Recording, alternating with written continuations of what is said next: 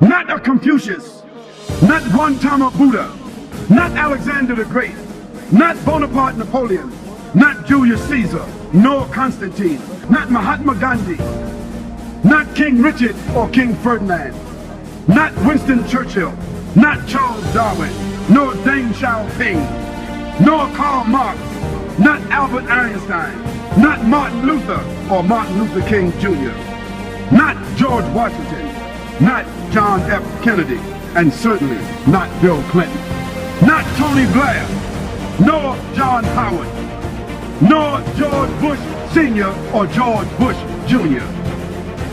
Not you, not me, not our parents, nor our grandparents, nor any of our ancestors can match this man Muhammad sallallahu alaihi wasallam. To the non-Muslims, I say to you, go home and read about Muhammad sallallahu alaihi wasallam tonight, if you dare. Muhammad, according to the Quran, he was a witness over the believers. He was no more than a messenger.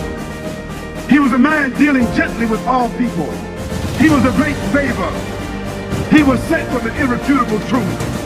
He was that unlettered prophet. He was a mercy and a messenger. He was a mercy to mankind. He was a witness over the believers, and the believers a witness over mankind. He was a mercy to the world. He was the best example to follow. He was the last prophet of mankind. He was sent to all the mankind and the jinn. He was victorious over all systems, and he was created on an exalted standard.